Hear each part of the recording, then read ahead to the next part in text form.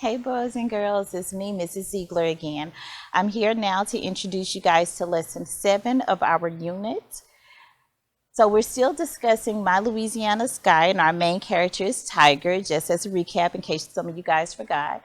As always, we want to start with a review to make sure that you guys remember what we learned in our previous lesson. So you read My Louisiana Sky, chapter 1 and 2. You identified the figurative language that the author used to develop Tiger, and I hope that you guys remember what figurative language is and the purpose of it. So in case you didn't though, that's what I'm here for, to remind you guys. Figurative language is words and phrases that the author uses throughout their writing to make it more vivid and to help you guys better understand it, okay? Let's prepare. Today we will read chapter 18 of My Louisiana Sky in small groups. We will also summarize the events that led up to the hurricane on a timeline. For this assignment, you will need a copy of My Louisiana Sky. You will also need a reading log, which you guys can create the reading log at your home. You know, just a piece of paper, something to write with. That can be considered your reading log. In our reading logs, we simply jot down what we've read about, okay, or what we've had read to us. Also, writing techniques, evidence charts. So let's continue preparing. To prepare for our lesson, I want you guys at home to create a timeline in your reading log, okay? It's not very complicated. I want you guys to turn your page. Let me kind of demonstrate it to you if you have some sheets of papers at home that look similar to this. So turn your page in half so that you'll have enough room to write all of your information. And when we create that timeline, we're simply going to draw a line on the upper half of the page across. At the top of it, that's where we're going to just have our arrows going down below the line. And then below that line, we're going to include the main events of this chapter, okay? We don't want to include the stuff that's not extremely important. It doesn't matter what color shirt Tiger had on. It doesn't matter every single thing that was said amongst all of the characters. We only want to recall those main important events, especially when we're writing them down on the timeline. Next, you're going to put your reading log in a horizontal position, which is what I just described to you guys. Draw a straight line across the page like this. We will use this timeline to record details during our reading, all right? So I want to give you guys a second to prepare for that. All right, hopefully you have it. Let's move on to card number 6. So I want you guys to listen as I read the first 2 paragraphs in chapter 18 aloud. We will use this excerpt to determine the first event that needs to be included on our timeline, okay? So the first 2 paragraphs, chapter 18. So let's get to it, kiddos. All right, so this is what chapter 18 looks like, you guys. And we're going to start reading. Remember, as I read, I want you guys to visualize. I want you to pay close attention to what we're reading and kind of focus on the text, okay? It says, all night I tossed and turned to the sounds of those birds. I tried to sleep with my head under my pillows, but I gave up because I could still hear them. I finally fell asleep by closing my eyes and counting rows and rows of camellias cutting. The next morning, I awoke to an eerie silence. I got out of bed when I heard Brando scratching at the front door. When I let him in, he darted through the living room and crawled under the couch. All right. So like I said, we're going to use this excerpt to determine our first event that is going to be documented on our timeline. So what from those first 2 paragraphs that I just read to you guys do you think is an important event, something that we need to include on our timeline? How about the fact that she had it to count rows of camellia cuttings? Do you think that that's an important detail? Do we necessarily have to know that? Is that going to be very important to recall from our story? Nah, not exactly. How about the fact that she put her head under her pillows? Is that going to make or break our story if the person that we're presenting it to doesn't know that she put her head under her pillows? Nah, not exactly. How about the next morning waking up to an eerie silence? That's an important detail that lets us know that something strange is happening or about to happen. All right, so let's work with words. The next morning, I awoke to an eerie silence. I got out of bed when I heard Brando scratching at the front door. When I let him in, he darted through the living room and crawled under the couch. Let's talk about the word eerie. Using context clues, which are those words that are surrounding an unknown word, I want you guys to determine, what do you think eerie means, okay? What clues in the quotation support your understanding of the word eerie? So remember, anytime we're trying to figure out the meaning of an unknown word, we always want to use those context clues, those words that are surrounding our unknown word, to help us figure it out. We also want to use what's called background knowledge. This background knowledge is when we kind of go through our minds and see, have we ever heard this word before? Have we ever heard it being used in a movie, perhaps? Have we ever heard it being used in conversation, perhaps?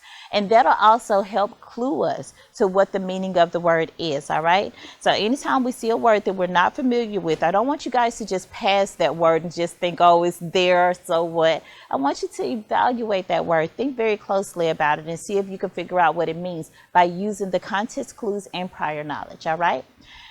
So what did you guys think the word eerie meant? The next morning, I awoke to an eerie silence. Do you think that eerie means exciting? An exciting silence?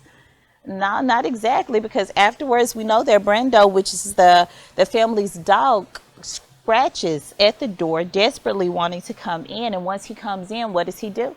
He hides under a couch. So we know that eerie, this silence that Tiger has awakened to, can't be, something that's exciting and fun. How about strange?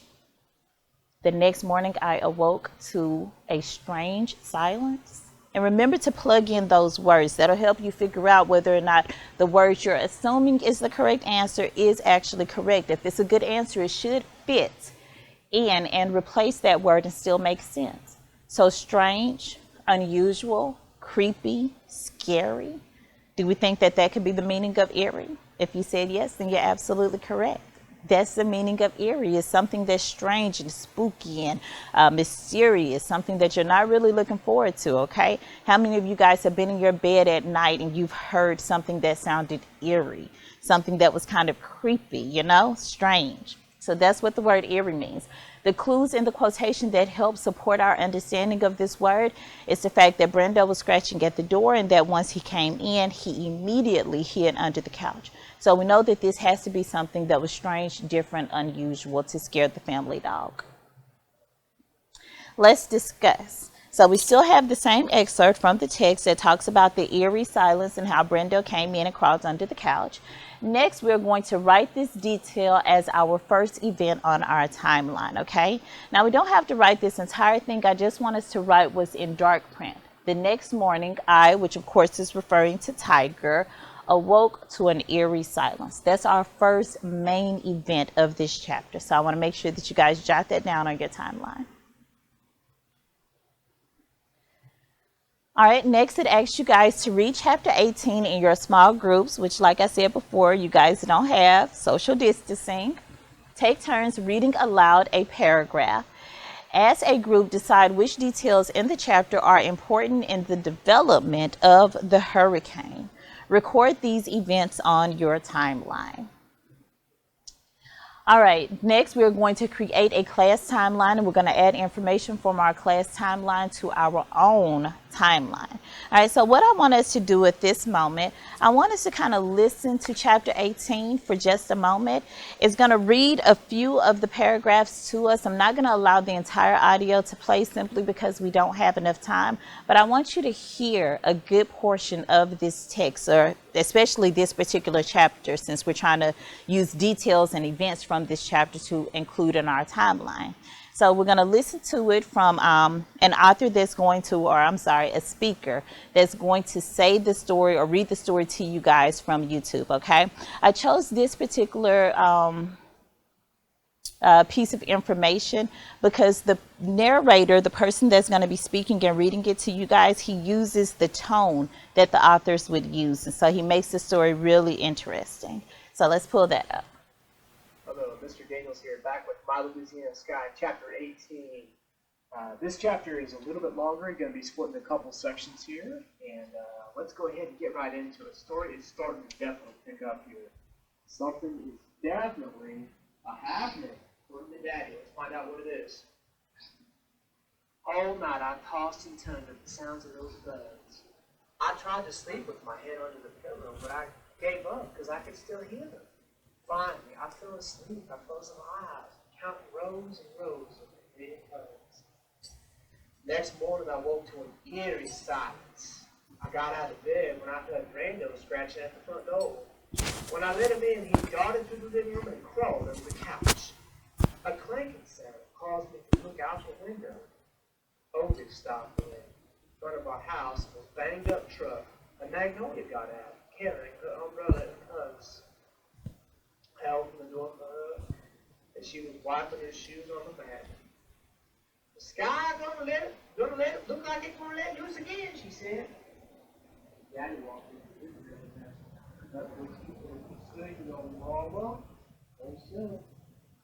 Magnolia frowned and headed out toward the kitchen, calling out, "Miss Corina!" I poked my head in Granny's bedroom, but Mama wasn't there. Daddy went out the front door and I went out the back.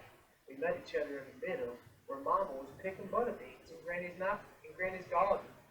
Granny's gown had muddy spots over the knees where Mama must have knelt. She was yanking butter beans off the vine and dropping them into a brown sack. "Corina," Daddy said, "you better get on out of the mud. The sky's fixing to do something." Mama's tongue stuck out of the corner of her mouth like she was concentrating. A strand of hair fell across her face. With a dirty hand, she tucked it behind her ear. Magnolia hollered from the screen porch. "Did you find that child?" "Oh, she's out here in the garden," I said. "We're trying to get her to come on in." "Leave her be," said Magnolia. I wanted to say, "What business of it is yours?" But I figured if it weren't for Magnolia, Mama would be laying in bed, wearing that stinky old nightgown. Daddy and I went in the house and left Mama in the garden. 30 minutes later, when we headed for work, she was still out there. On the drive to the Thompsons, I noticed part of the Ender's fence was down again, but we didn't have to shoo their cows off the road. They were out in the field, all huddled together, like a bunch of old women gathered around Miss Beulah. Daddy lowered his eyebrows. "Yep," he said, "them cows know something. So do them birds, the way they all took off." When we arrived, Milton and Shorty were in the planting field. Milton was picking up grass and weeds, and Shorty and Lucy with a hoe. Otis was wrapping burlap around the root plant's root balls.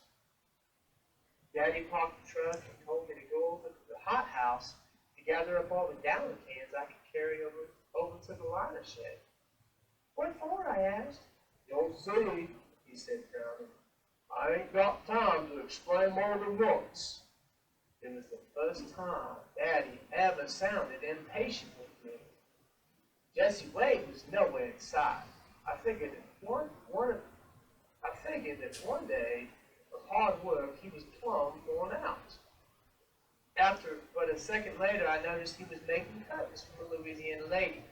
He looked so serious, holding those clippings awkwardly in his hands. Daddy walked up to him. "Jesse Wade, did you go get your mama real quick?" "Yes, sir." Jesse Wade took off toward the house. A few moments later, he returned with Mrs. Thompson. She wore blue jeans, one of Mr. Thompson's shirts, and his rubber work boots that went up to her knees. "Morning, Ronnie. Anything wrong?" Daddy cleared his throat. "Miss Thompson, I can't rightly say for sure, but it seems like something might be big is going to happen with this weather." "Well, what do you mean?" she asked, peering at the sky. By then, Shorty and Milton made their way over to us, and Otis stood a few yards away. Everyone now was looking at Daddy. Well, you see, there was these birds. They landed in our trees yesterday." "Gee," said Shorty, with a wad of tobacco in his mouth. "Birds in a tree? What a mighty strange sight." Daddy didn't even look at Shorty. He kept telling Miss Thompson, "There's millions of them. Well, I can't rightly say millions. I didn't count them or nothing. Them birds were hopping and hollering and wouldn't shut up for the life of me. Then this morning, before the sun came up, they just up and left." Miss Thompson frowned. I don't think I rightly understand what you mean, Lonnie. I felt the blush work its way across my face. I reckon them buds know something that we don't, said Daddy. Shorty interrupted. Yeah, they know if you they know that if you keep it up, they'd have every cat and satyr after them. Milton sniggered, and Daddy's ears turned red. And Mrs. Thompson asked, "What do you think it means?" "I think there's a terrible storm a-coming this way. Them birds know that. And the Angus cows do it too." The last of Daddy's words faded away. Mrs. Thompson knitted her eyebrows together. "What about the Angus cows?" "Well, they're all huddled up together in the field. I've heard of cows doing that before storms," she said. "Do you think this has anything to do with that hurricane they're expecting toward Cameron?" Jessie Wade spoke up. "Mama, I bet it does." And that second, watching him stand in for Daddy made me realize all over again why Jessie Wade Thompson was my best buddy. Shorty stepped forward with the hoe in his hand. "Oh, that hurricane's nowhere near here. Satyr might get some rain, but that'll be it." Miss Thompson ignored him. "What do you think we should do, Lonnie?" Shorty was gripping the hose so tight his knuckles turned white. Daddy cleared his throat. "I reckon we should get them Louisiana ladies safe. Mr. Thompson worked too hard on those camellias to see them washed away or beaten to death by the wind." All right, I think this is a great place to stop as a pausing moment in chapter 18 here to have. All right, you guys. So we just listened to a portion of chapter 18 being read, and I hope that you guys enjoyed that narrator as much as I do. He just brings the words to life. He changes his tone of his voice and everything so that you guys can understand what Tiger, her dad, and the rest of the characters in this story might have actually sounded like as they were speaking, which is also really good. All right, so let's create a class timeline. We're going to add information from our own class timeline to create this one, okay? So we talked about the eerie silence and how Tiger awoke to it, and we said that that would be our first very important event to include on this timeline for chapter 18. All right, can you guys think of another event that would have been really, really good to include? How about the fact that they couldn't find Mama right off? That would have been an important detail, the fact that they used a little time to try to find Mama. Then we would want to move on to what happened after that. We know that as Tiger and her dad were preparing to leave, that they saw all of these cows huddled up together. We know that that's an important detail because this story is wrapped around the fact that a hurricane is coming into Satyr and that is possibly going to destroy a lot of stuff, okay? So we know that those cows being huddled up is a sign of what's to come, okay? It's a sign of this storm that's getting ready to head their way. We also learned a little bit more about what happened afterwards once Dad made it to where he was going and how he had to try to persuade people to listen to him, okay? So we know that that was an important event as well. All right, on your writing techniques evidence chart, we're going to talk about the setting and details and character details. I know that you guys don't have this writing techniques evidence chart right in front of you, so I just want us to discuss it together, okay? So let's talk about this setting detail. We know that the setting, of course, is where our story takes place. We know that this story is taking place in Satyr, Louisiana, but let's talk a little bit more about the details. We read about cows just being huddled up together. We read about all of these birds, which means that they must have a lot of trees and stuff in this area. We learned about the dirt roads and the wooded areas, how Ma had a lot of chickens and stuff in the background. All of that helps us with our understanding of the setting of this story. It helps us visualize it even better. Now let's talk about the character details. As we were reading this story, it gave us a lot of details about our characters, okay? It explained them to us in depth to help us understand them even better. It talked about how Dad spoke. It talked about how the other characters really didn't have a lot of faith in what Dad was saying, so that helped us understand him better. Tiger even mentioned in chapter 18 how her dad had never sounded impatient with her. So that helps us even further understand her dad at this point. That helps us understand how he may have been a little frustrated or, trying to make sure that everything was being taken care of, and that's why he sounded impatient to her.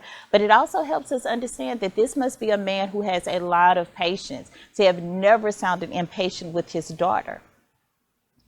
All right, then we're going to explain how the author uses the setting and the characters and details to help describe the events leading up to the hurricane, which is basically what we just did, okay?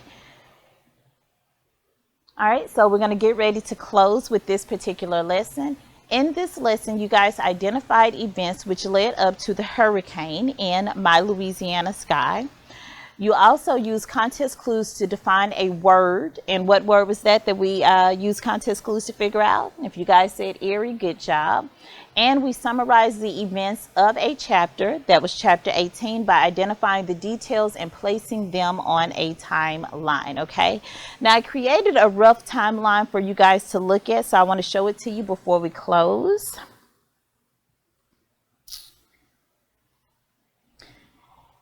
And so your timeline that you guys should have been creating at home while the chapter was being read to you should have resembled this one. So we wanted to start with Tiger wakes to eerie silence. This T, of course, is just abbreviation for tiger. Tiger notices cows huddled together. She hears wind start blowing really, really hard. Once again, that's a detail that helps us understand that a hurricane is headed their way. And then a gust of wind knocks down a rocking chair. And this particular event happened a little later in chapter 18, but of course we didn't have time to read the entire thing. All right, so this is what your timeline should have looked like. It should have included only those main events and details that helped us understand the story.